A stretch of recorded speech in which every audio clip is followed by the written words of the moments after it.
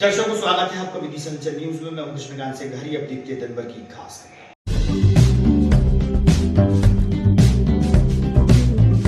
E attendance लगाने की जल्दी में ऑटो में सवार शिक्षिकाओं का पलटा ऑटो। घायल अवस्था में इलाज के लिए पहुंची जिला अस्पताल।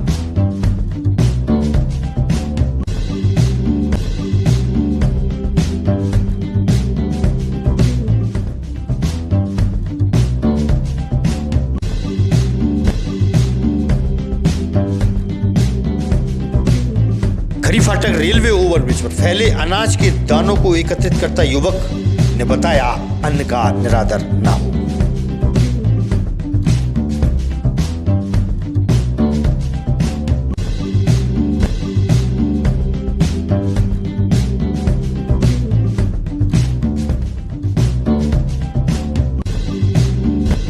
और सिंहवाहिनी माता मंदिर ब्लॉक कॉलोनी क्षेत्र में बीएसएनएल के कार्य के दौरान फूटी पानी की पाइपलाइन। कार्य की धीमी गति से रास्ता है बंद।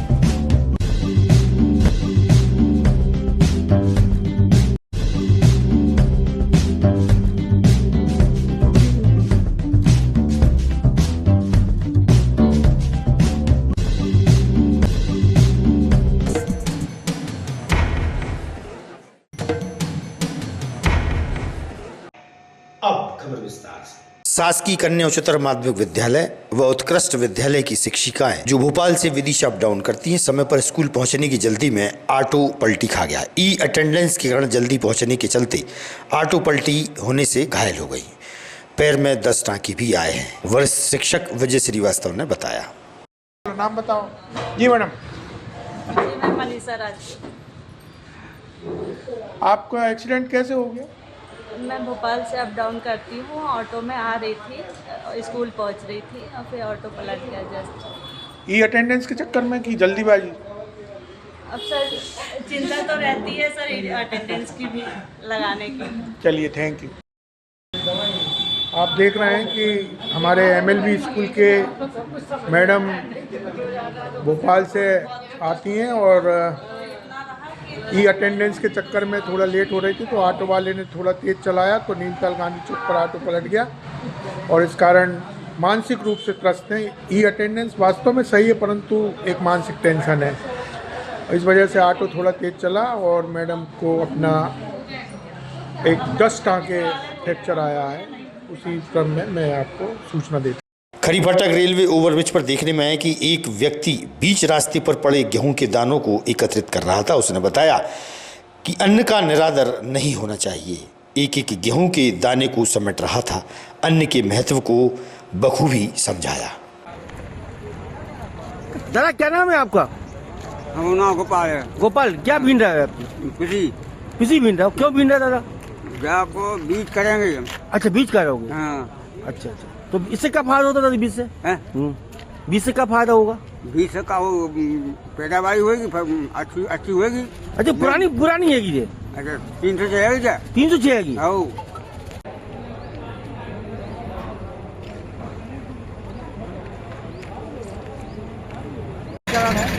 पूरा नाम बता। रघुवीर सिंह। समाज कौन सी है? समाज क्या आपकी? समाज। अच्छा कहाँ के रहने वाले आप? ये अभी कहाँ से निकल रहे थे आप?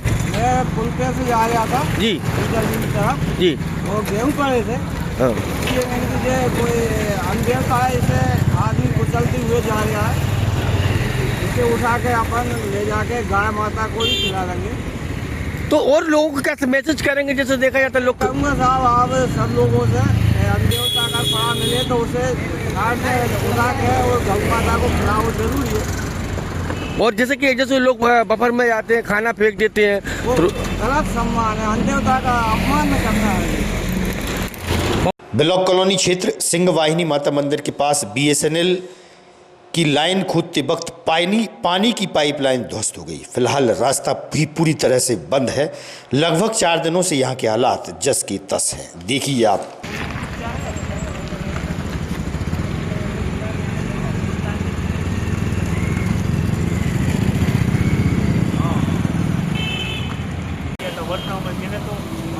मैंने तो 15 बोला था उस टाइम भी रही भाई, मैंने 15 बोला था, लेकिन खुद ही उसने कम करके अब देखो मेरी बात सुन।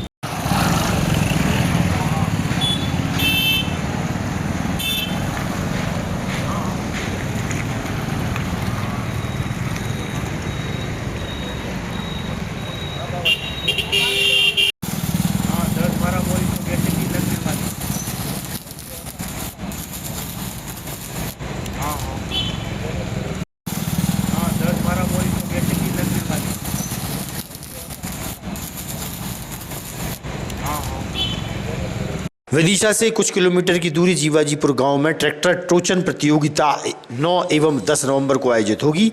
इसमें इनाम में 2 पहिया वाहन व रकम विजेताओं को दी जाएगी। ट्रैक्टर टोचन प्रतियोगिता के आयोजक ने दी जानकारी।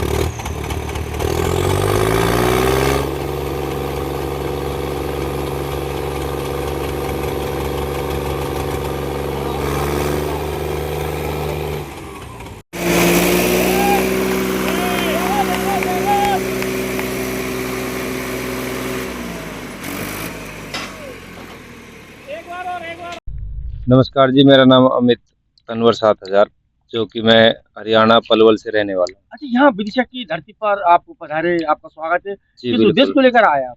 उद्देश्य तो अपना यहाँ टोचन है, तो टोचन के लिए ही आए हैं और अपने 2 ट्रैक्टर लेके आए हैं। अच्छा, हाँ, तो जैसे कि अगर हरियाणा से जहाँ पे आप 4 व्हीलर से भी यहाँ 2 ट्रैक्टर भी आए, तो कितना खर्चा हुआ होगा? कंटेनर से आए हैं, कम से कम अप डाउन का हो जाएगा लाख रुपए के आसपास। लाख रुपए का? तो हाँ। इनाम कितनी मिल रही है यहाँ पर? इनाम की तो बात ही नहीं होती, क्योंकि हम अपने वहाँ भी खेलते हैं, तो इनाम देख के नहीं जाते। इस करके इनाम जो भी हो, असली बात होती है ट्रॉफी की और नाम की। इसलिए इनाम तो सरपंच साहब बता रहे हैं कि इस प्रतियोगिता में कब से आ रहे हैं आप? यहाँ पे तो मैं अब की बार दोबारा आया हूँ। जो सरपंच साहब ने पिछली बार टूर्नामेंट कराया था, उसमें मैंने ही अपने यहाँ ट्रैक्टर तैयार किया था।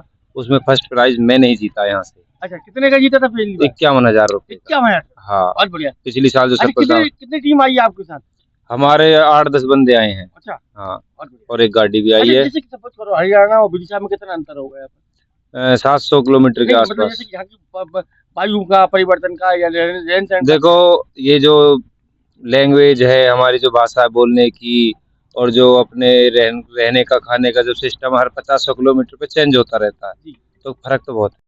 सहकारी संस्था इफ्को द्वारा नैनो डीएपी आधारित बीज उपचार महाअभियान के अंतर्गत विदिशा जिले की नटीरन तहसील के ग्राम सेऊ में किसान सभा का आयोजन किया गया। कार्यक्रम के मुख्य अतिथि इफ्को के राज्य विपणन प्रबंधक डॉक्टर डी.के. सोलंकी ने संबोधन के दौरान किसानों को बताया कि 5 मिली नैनो डीएपी प्रति किलोग्राम बीज की दर से एवं 10 मिली एनपीके कंसोर्टिया प्रति किलोग्राम बीज की दर से उपचारित करें एवं जब फसल 30 से 45 दिन की हो जाए तो नैनो डीएपी और नैनो यूरिया के उपयोग का महत्व किसानों को बताया।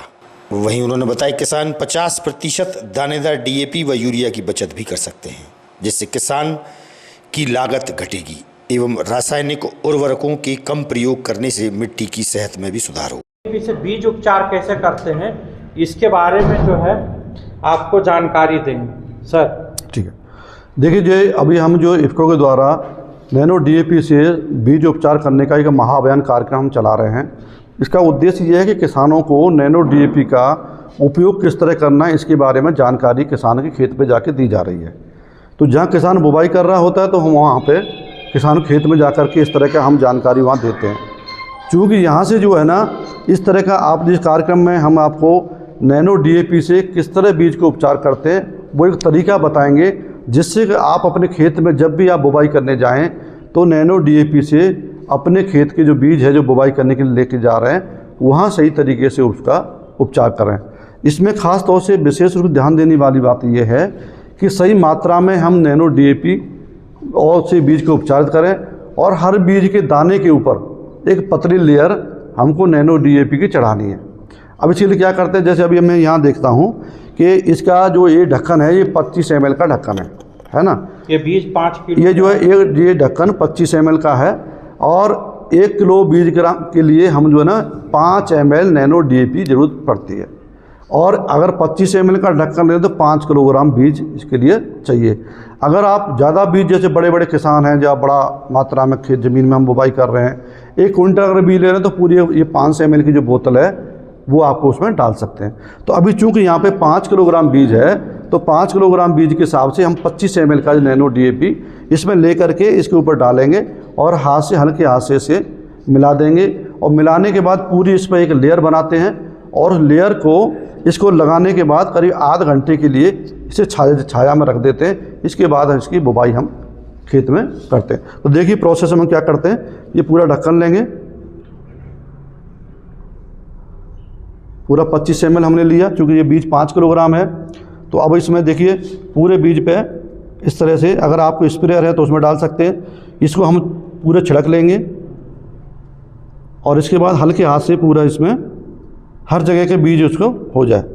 अगर इसमें हो गया तो गेहूं में आप एक ढक्कन और पानी भी मिला सकते हैं। अगर आपको लगता है कि पूरा बीज गीला नहीं हो रहा है तो उसमें आधा या 1 ढक्कन पानी भी इसमें मिला करके, क्योंकि वो पानी इसलिए मिलाया जा रहा है कि पूरा बीज गीला हो जाए। बाकी पानी का ऐसा कोई मतलब नहीं है, फिर भी चूँकि ये बीज ज़्यादा है तो इसमें थोड़ा सा हम पानी भी मिला सकते हैं, ऐसा कुछ ज़्यादा वो नहीं है। अब मिलवाइए हाथ से। अब इसको हम जो है धीरे धीरे ऐसे करके पूरा बीज पे, क्योंकि इसमें जो है ना पूरा लेयर हर दाने के ऊपर पूरी आपकी लेयर बन जानी चाहिए, इस तरह से करते हैं। ये देखिए ये पूरा दाना गीला हो रहा है, आप देखेंगे पूरा दाना गीला हो रहा है और ये पूरा दाने पे हर दाने के ऊपर हमारा नैनो DAP की लेयर चढ़ जानी चाहिए। इस नैनो DAP की वजह से क्या होता है, जब बुवाई करते हैं तो इसमें जड़ें जल्दी निकलती हैं और जड़ों का विकास अच्छा होता है। और जो आपको पता है कि जब जड़ का विकास अच्छा होगा तो पौधा भी स्वस्थ होगा। तो इसलिए उसका उद्देश्य आम तौर से मैं आपसे यहाँ एक चीज़ और कहना चाहूँगा कि एक तरफ आप नैनो DAP से उपचार करके बोइए, दूसरा बिना DAP से, तो आप अंतर। आगामी खबरों के लिए आप देखते रहिएगा विधि संचल न्यूज़। हमें दीजिए इजाजत, नमस्कार।